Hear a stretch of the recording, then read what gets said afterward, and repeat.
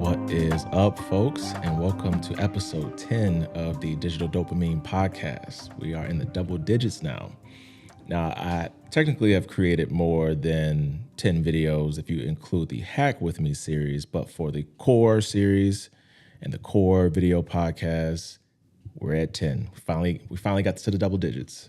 On today's episode, we're going to be getting back into local AI models and trying to use them to accomplish a task or an end goal. In this case, we were trying to build a lower third animation through Remotion, and Remotion is a library that allows you to create video animations for podcasts or TV shows or what have you through code specifically. And using these local models, I was trying to show an example of how you can utilize AI to create something that you might not have expertise in, but also not have to hit public servers, as well as a lower energy cost because everything's staying local, and it's more privacy centric because your data is not leaving your local device.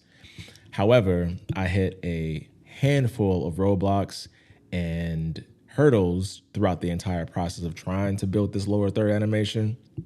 The long story short of all of it is that the local models failed to get the task done.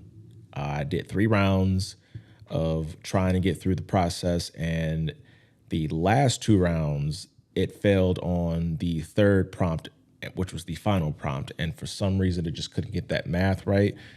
And then on a different occasion, it got confused with naming conventions, and that seemed very minuscule when it comes to the reason it got held up.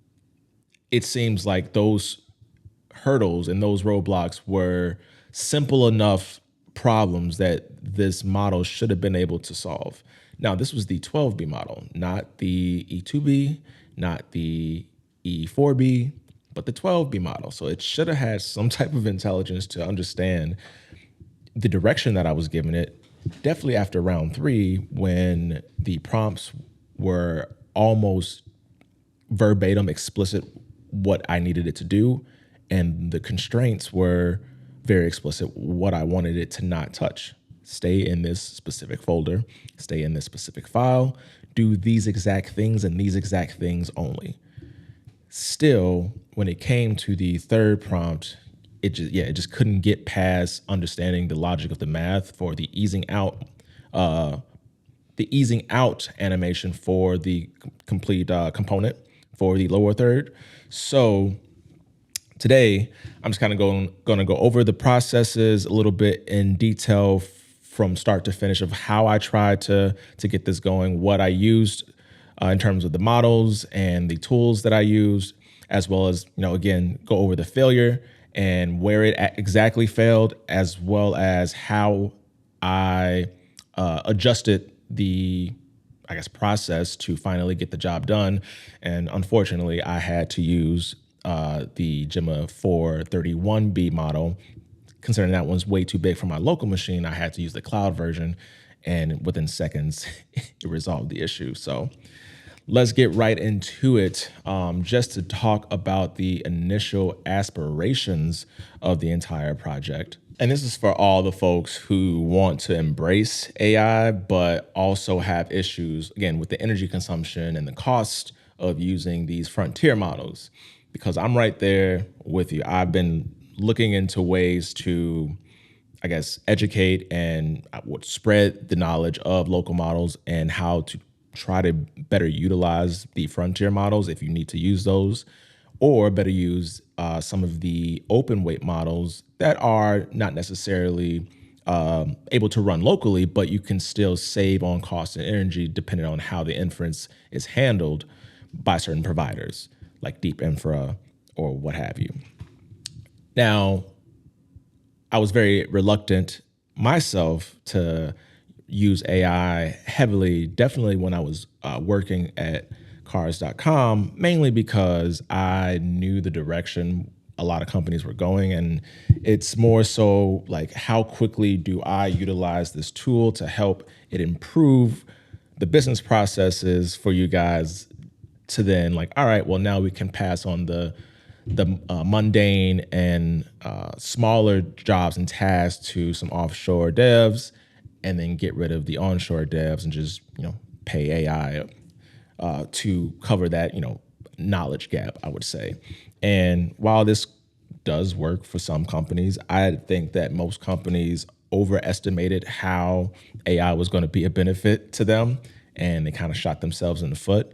So this is kind of like an attempt of me to better understand AI and how to actually like build it, as well as how to optimize it to work for, let's say, smaller businesses in a way that they're not gridlocked to these bigger providers and these frontier models like OpenAI or Anthropic, and they have more vendor flexibility when it comes to utilizing models for specific jobs and for specific tasks. So like one job might not need a frontier model to complete the task, say answering some FAQ questions for a customer. But then there's another job that isn't customer facing at all. It's more internal that you need for your processes. Those models might need to be a little bit more intelligent so they can have better chance of grasping the context of the job you need to do, and then also a better chance of understanding your code base so it can have the knowledge to then do the job right and not hallucinate and not give you just BS output. So the point I'm trying to make is that AI is great, in my opinion, if it's used properly. And I really wish that we as a society approached AI differently than we're doing now, because capitalism is destroying any ethical advancement with AI. China's doing the right thing, in my opinion, to where they're fostering competition. While it's still heavy on the capitalist front, it's not isolated to a handful of like major companies that gave a lot of money to the government. And now we are potentially going to be faced with being locked out of Chinese models just so people in America are forced to use the American models and keep them afloat, because the price difference between the American models and the Chinese models are vastly different. And it made sense in the past when these models weren't comparable in intelligence, but now these Chinese models are catching up rapidly, some even matching the intelligence of these frontier models like Claude, or not Claude, like Fable and ChatGPT 5.5. Kimi K3 is another recently released model. The Kimi K3 model had similar scores to what Fable 5 had, as well as ChatGPT 5.6, and even beating ChatGPT 5.6 in a few areas. So now when you look at these American companies that are trying to assess how to better use AI and not burn through a bunch of capital, they're now moving to these Chinese models. And you can see that there are major tech companies switching from the American models to the Chinese models. And even Microsoft, a company that's heavily invested in OpenAI, is floating using Kimi K3. They've been testing DeepSeek as well. So to understand that the ecosystem of AI is ever expanding and that there are going to be multiple options for everybody to use, I think AI should be embraced a little bit more by the public, but I also do think that there needs to be clear direction at what certain people should use for certain tasks. All AI is not equal, and all AI should be classified as specific helpers compared to like an electrician or a plumber or a roofer. You're not going to call your roofer to do plumbing. You're not going to call your plumber to do your electricity. And you're not going to call your electrician to do your roofing, even though they might have some overlapping skills. But that's the same way we can treat AI. One AI model might be perfect at agentic coding and solving hard, complex problems when it comes to logic-based things related to your code base. But then another model who isn't capable of doing that, but is much quicker, they can be the model for the customer service, for answering quick questions, for handling returns, things like that. So to understand the differences in styles of using AI is going to be the biggest benefit for everybody, not just engineers or product owners or CEOs or anybody in the C-suite or whatever. It's going to be useful for every single person in the world to know, because AI is going to be involved in almost everything, just like the internet is pretty much involved in everything now. So recently I've been diving into Databricks and some of their coursework regarding understanding how to build RAG systems and how to utilize AI in a more curated fashion. And learning that process has taken a little bit of time, but that has informed me greatly with more information about AI at its core than I knew in the past. And there are plenty of companies out there that are not trying to be egregious or I would say predatory when it comes to AI and trying to siphon a lot of money out of you. I guess I'm getting more passionate about that purely because I now know that there's ways to utilize inference, or I would say curate inference, that to a point where you're allowing the customer or the client to adjust how their tokens are being used and which models they're using. So Deep Infra is a provider that I think is doing AI right. When you use them as a provider, you're not necessarily paying a monthly subscription fee, you're just paying for usage. So if you have a busy month, obviously you pay a little bit more. But if you have a slow month in customer, let's say growth or traction or whatever, and your AI is not being utilized as much, you don't have to pay for that. So you're not kind of like gridlocked into this one vendor to where, oh, well, my infrastructure is built around this. I'm not going to switch. It's working fine now. And if I switch, it's going to cost a lot of extra money while I'm finishing out this contract, or if it's just month to month, then finishing out this month. With Deep Infra, you can leverage the Open Router API, which is something that I'm going to be getting into in a new episode for both of these, actually. You can utilize the Open Router API and have the ability to swap providers at will. So let's say Deep Infra themselves goes down, but you are using the Kimi, or let's say you're using the Quinn model, or let's even say Gemma, since that's an American model. Let's not even talk about the Chinese models. Let's say you're using Gemma, which is an open weight model for your chatbot to help your customers answer their FAQs or get returns and things like that for their orders. If Deep Infra goes down, the Open Router API would then, as long as you have the configuration set up, would then route those requests to a different provider. So as long as the model that you're using for your tool is the same model that the other provider actually has set up, you can have Open Router navigate that traffic from Deep Infra, from being sent to Deep Infra to being sent to a different provider. And then your clients don't lose that availability to that tool or the chatbot that might be helping them. It's frictionless, and you don't have to worry about constantly changing your provider if one becomes better than the other. You can also set up some configurations to where if one provider is cheaper per input and output than the other provider, you can have that be a swap as well. So it gives you that flexibility that you need, in my opinion, to really make OpenAI a little bit more efficient and energy conscious. So now let's get into my experiment, the trying to create the lower third animation with a local model that I was able to fit on my machine, as well as just using local tools. Again, long story short, it failed. Big bomb, big flop. Exaggeration aside, I learned a lot throughout this process of trying to build this thing locally. I will say that it makes sense to use some of these smaller models if you have at least 32 gigabytes of unified memory or VRAM, at least.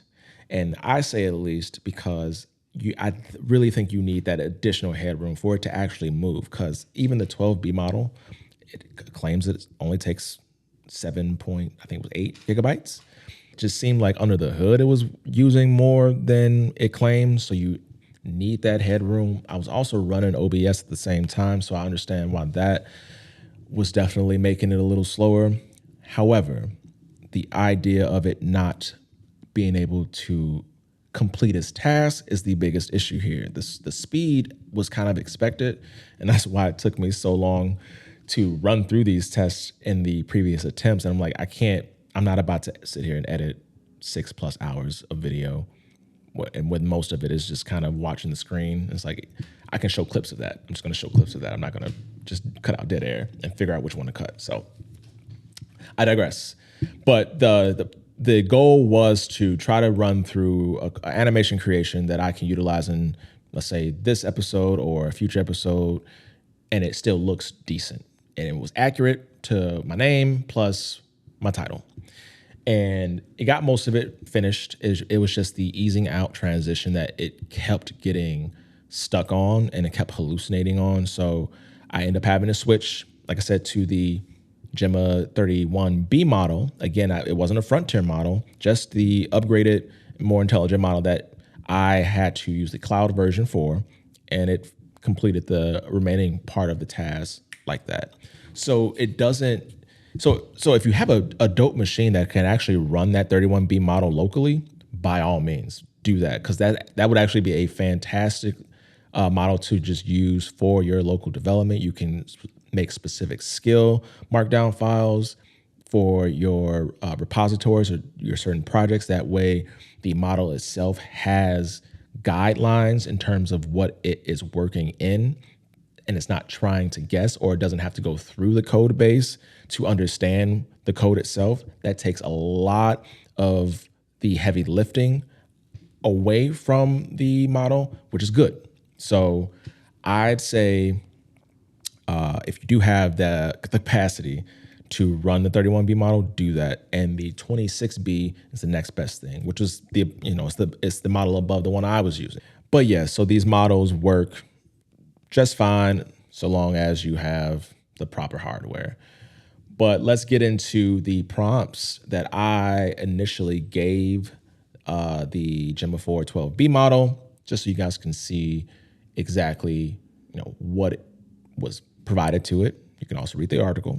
It's better to read, y'all. Let's start to make that a trend. Let's get a reading trend going. The illiteracy problem is rampant. But here, I'm going to toss in the prompts that I initially had set up for the animation, and you'll see exactly how much they changed and how much I had to be a little bit more specific with the prompts so that it could lessen the confusion, hallucination, and I would say context retrieval. And if you wanted to follow along or try to use one of these local models yourself, I have all of the setup steps in my article, and you can just go to the article. There will be a setup header to where there's a few steps of how to get PNPM installed. You go ahead and then use Remotion CLI command, which is just PNPM create video. It'll create a project. You name that project throughout the whole processes, and then there's a bunch of selections that you can choose from. And then after that, you'll CD into your project, and then you'll give it a run to just see everything is working.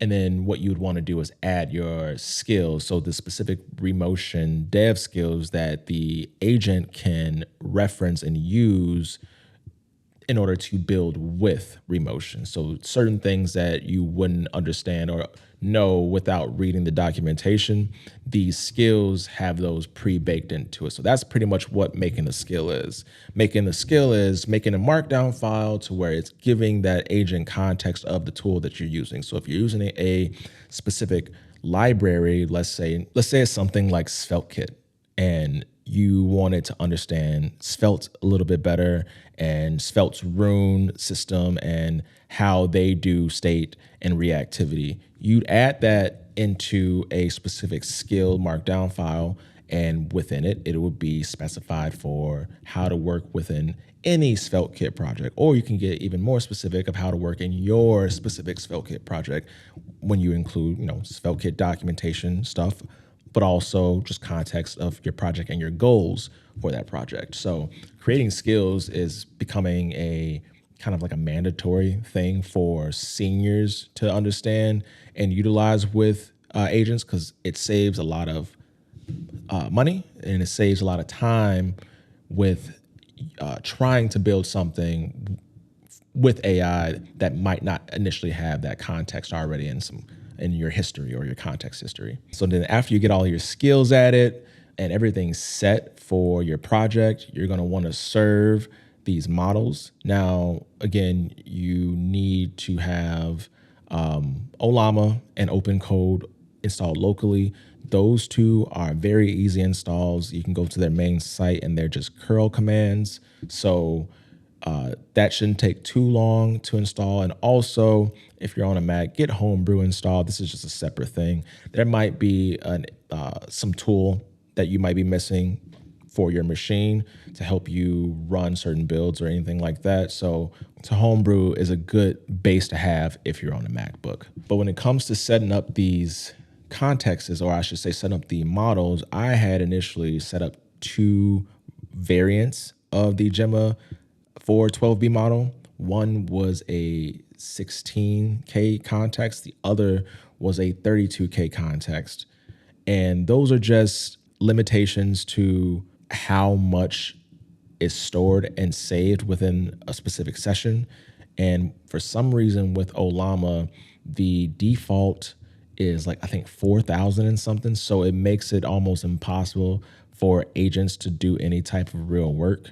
So you usually have to go in and set a context. So here is just a couple code blocks to show how I added the specific contexts, and you can create a mod file with specific parameters within it. And what I do is, if it's not created, if you see the code block, if it's not already created, what the cat command will do is create that file for you. And then when you see the text within the EOF block here, you'll see that we're grabbing the model from the Gemma4 12B model that we already pulled from Ollama. And then we're setting that parameter specifically to whatever we have or want for that model to use. So for the smaller context, you can see that I set it to 16384. And then for the second code block in the larger context, I set it to 32768.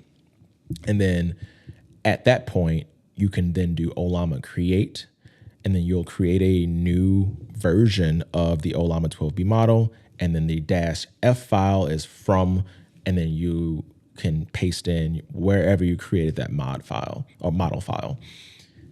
That will then get you your specific and customized variant of the 12B model that has a higher context window, so you can actually utilize it more efficiently within Ollama.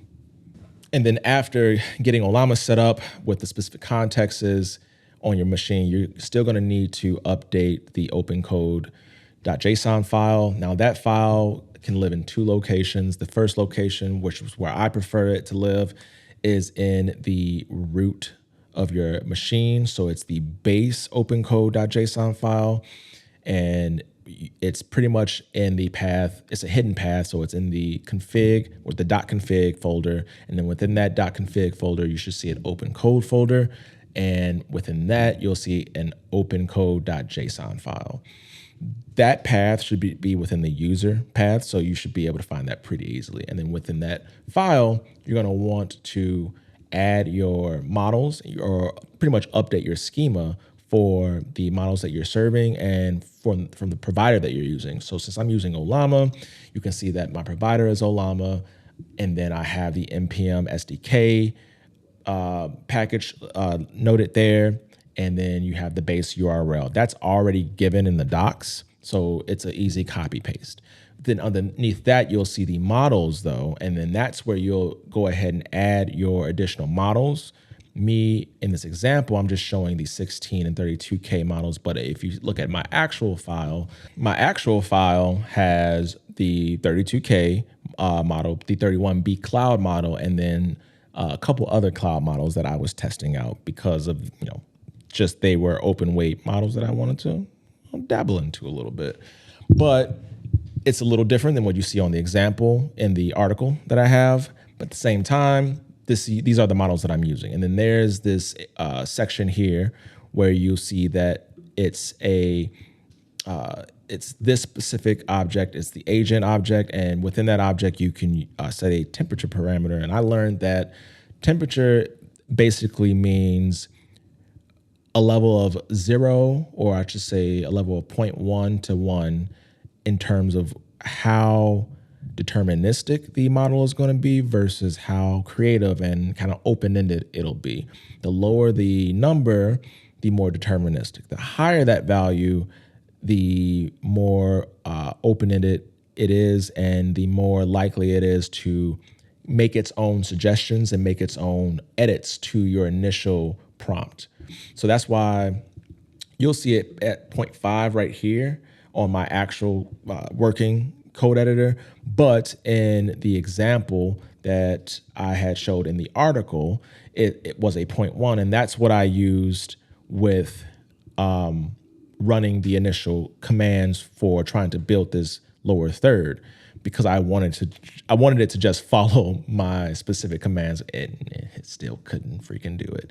So just 3 notes to understand when it comes to this whole setup. So model IDs must match the actual model that you're using via Ollama. So for instance, I created the Gemma4 :12B-32K model, and that naming convention is what shows when I go through with the command of Ollama list. So if I were to go in and do Ollama list,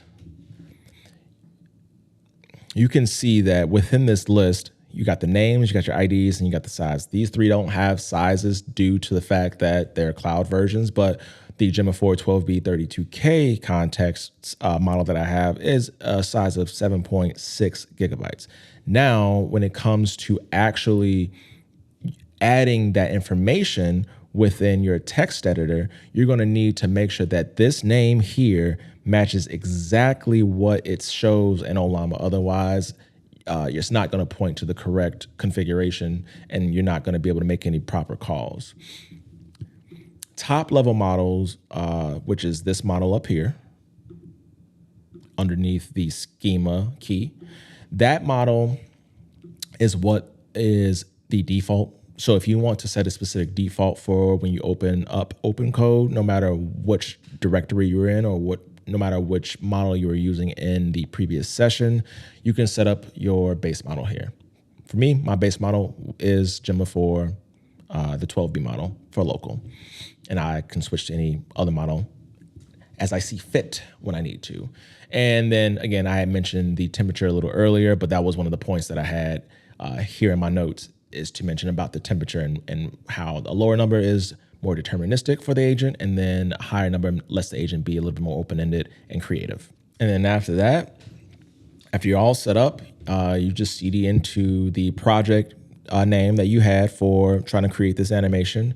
And then you can type OpenCode, which is the command that will open up the GUI for OpenCode. And then you can get prompting or get working with this specific agent if you're trying to plan or you're trying to build.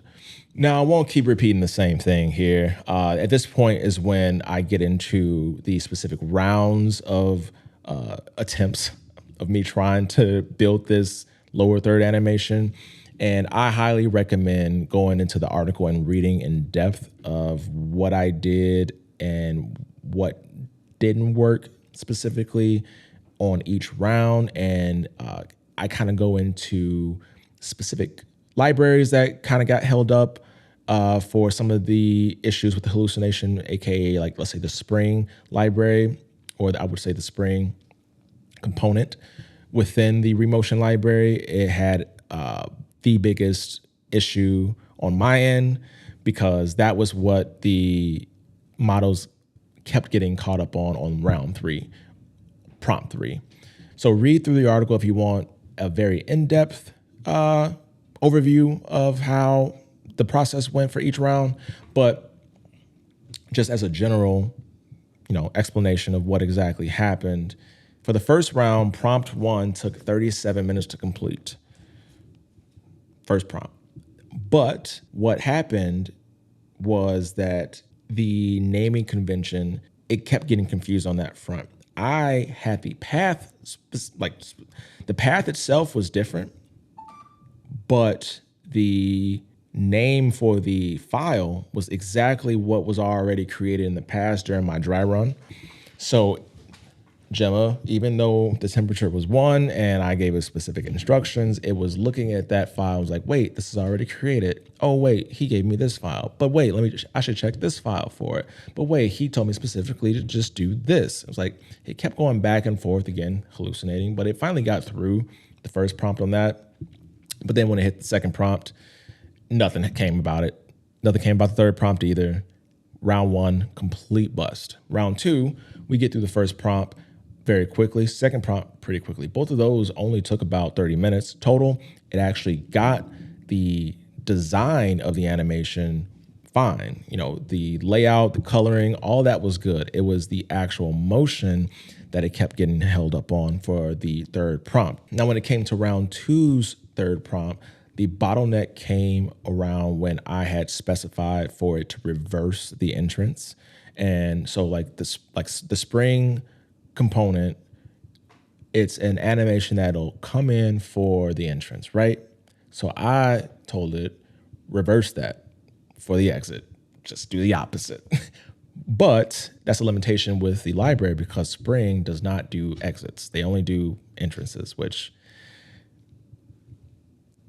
maybe I got to look into the docs a little bit more, but it doesn't make sense to me. It was just a limitation. So that's where it got held up on the second round. Now, the third round, I got super, super specific. And here are the prompts that I had for that. So not only did I have these prompts set up for it, I went the extra mile and pre-set up the template and pre-set up some of the code for the model. That way it only had the job of creating the actual animation itself and then filling in where it needed to be filled in. It didn't have to worry about imports. It did not have to worry about the schema. It did not have to worry about the component call within the root file. So, which was the composition component. And that's how I was reading all of the different animations. They just had to be embedded within a specific composition component. All of that was preset and pre-coded. And even with that, it still could not get past the finish line. Did it get 90% through, 95% through? Yes, it did. But did it finish?